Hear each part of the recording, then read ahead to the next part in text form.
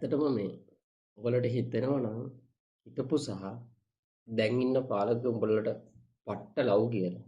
උඹලා වගේ හරක් ටිකක් නැහැ. මොකද අපිට කල්පනා කරලා බලපල්ලා මේ දවස්වල විදුලි බලය නිෂ්පාදනය කරන්න කොච්චර ඩීසල් වැය කරන්න සිද්ධ වෙලා තියෙනවද? එතකොට ඒ ඩීසල් වලට ගෙවන මුදලත් මේ දවස්වල වැඩි. මොකද ජාත්‍යන්තර වෙළඳ පොලේ ඩීසල් බැරල් එක මිල වැඩි හින්දා. නිකන් කල්පනා කරලා අපේ රටට මේ දවස්වල කොච්චර පැවුමද තියෙන්නේ. කොච්චර හොඳ හිරු එළියක්ද වැටෙන්නේ. එතකොට මම කියන්නේ දැනට මේ ගෙදරකට සෝලා ගන්න අවසර තියෙන්නේ කිලෝවොට් 5ක් විතරයි.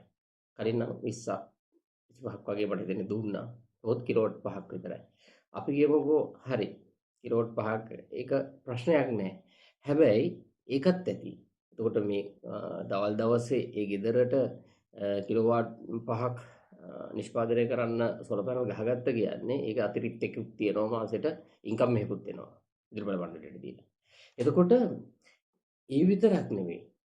රජය මේ වෙලාවේ ඒ වගේ සෝලර් පැනල් ගෙන්නනේවට ඒ බදු සහන ඒව දීලා මිනිසුන්ට ලෝන් එකක් රජය ගානේ දුන්නා නම් ගෙවන්න. මං අහන්නේ රජයට පාඩු වෙනවද? මේ නිකන් ලැබෙන හිරුවලිය ගන්න. රජයේ තියෙන මම කියන්නේ ගෙවන ගාන මිනිසුන්ගේ අතින් අරගෙන ඒවට ගහන බදු අයින් කරලා පුළුවන් නම් සානදායක ක්‍රමයකට ලෝන් එකක් දීලා අඩු පොලියට ඒකම බැටරි පැක් එකක් ගන්න. මේ ලංකාවේ මම කියන්නේ මුළු ලංකාවට මේක සැරේ මේක දෙන්න කියන එක. හැබැයි පුළුවන් ප්‍රමාණයක මේ ඩීසල් වලට මේ විදුලි බලය හින්දා රාජ්‍ය දරන මේ අමතර වියදම් ටික ගැන හිතලා ඒ වෙනුවෙන් ඊට වැඩි හොඳ නැද්ද මිනිසුන්ට සහනයක් දීලා පිටරටින් මේ සෝලර් පැනල් සිස්ටම් හයි කරන අලුත් ප්‍රොජෙක්ට් එකක් පටන් ගන්න එක. එතකොට ඒක කොච්චර වටිනවද රටක් විදියට. එතකොට දවල් දවසේ ඩිරෙක්ට් සෝලර් පැනල් වලින් ගන්න පුළුවන් ඒ වගේ බැටරි පැක් එකෙන් කෙලින්ම රැට ගන්න පුළුවන්. මේකට සහන දීලා මේ වගේ තියෙන බදු කපහාරලා ඇත්තටම මේ රටට ආදරේ නම් එහෙම නෙවෙයි කරන්න ඕන. හැබැයි මම එහෙම කරන්නේ. ඒක කියන්නේ උඹලා හිතන් ඉන්නවා පට්ට ලව් කියලා මේ පාලකයෝ උඹලා වගේ ගොබ්බ හැත්තක් නැහැ. උන්ට ඕන බම් මේ සමාගම් පොහොසත් කරන්න.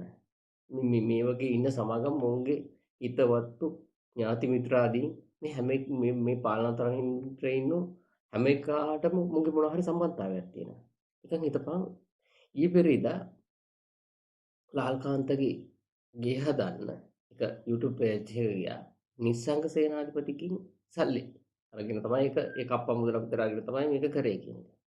අපි ඒක නිශ්චිතව දන්නේ නැහැ. අපි නිකන් හිතනවා මුණ්ඩ ඒ වගේ මිනිස්සුන්ගෙනුත් කීයක් හරි ගන්න පුළුවන් නම් නිස්සංග සේනාධිපති කියන්නේ හිටපු ආණ්ඩුවල බොහොම ළඟම හිතවත්තු. මම අනිත් උන්ගෙන් කොහොමද අරගෙන යන්නේ?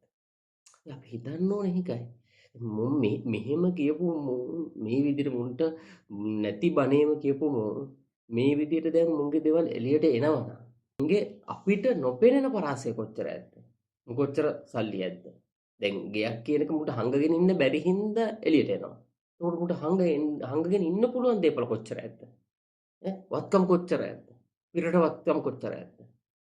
බලන්න පොඩ්ඩක් ඒව හිතෙන්නේ නැද්ද? පොඩ්ඩක් හිතලා කල්පනා කරලා බලන්න. ඒ විතරක් නෙවෙයි සුනිල් හඳුන්නෙත්ති වාහන වලට මොනවද කිව්වේ කොහොමද? අපේ ජනතාවට නැති කිසිම වරප්‍රසාදයක් අපිට එපා කිව්වා.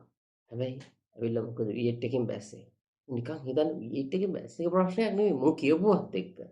ඒ උන්ට V8 එක හංගලෙන්න පුළුවන් වුණා නම් මුග කර මේකට උන් එනවා. නිකන් කල්පනා කර බලපල්ලා එහෙම මුන් ඒකටත් එහෙම කියලා.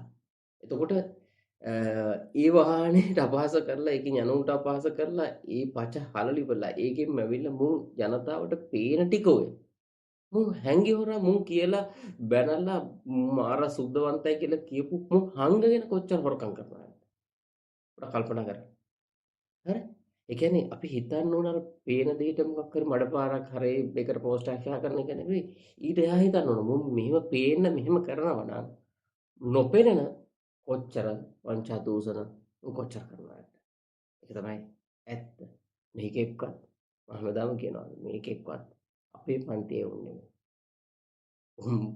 අපි වැන්දුව මිසක් අපේ පන්තිය කියලා අපේ පන්තියෙන් බිහිවෙච්ච එකෙක්වත් නැහැ. මුන් කාලයක් තිස්සේ මේ ජරා ජීර්ණ වෙච්ච දේශපාලනේ මුන් එදා ඉඳලම මුන්ගෙන් කප්පම් අරගෙන ඒ වගේ දේවල් වල නිරත වෙලා ඉඳලා මුන් බලය ගන්න පුදුමාකාර විදිහට බොරු කියලා බලයත්පත් කරගත්ත කණ්ඩායම. මම කියන්නේ හිටපුනුත් එහෙමයි. දැන් ඉන්නවනුත් එහෙමයි. මුන් එකාට එකා බොරු කියමින් උන්ගේ අතේ පාලන බලය තියාගන්නවා නිසා මේ රටේ ඇත්ත ජනතාව මුන් එකෙක්වත් නියෝජනය කරන්නේ නැහැ. උඹලා අපි දැනගන්න ඕන කාරණාව, තේරුම් ගන්න ඕන කාරණාව අන්න ඒකයි. අපි ඩෝබීගෝ කියලා කිව්වත් කියන්නේ මේ පහළ පන්තියේ ඉන්න අපේ මෙහෙකුට.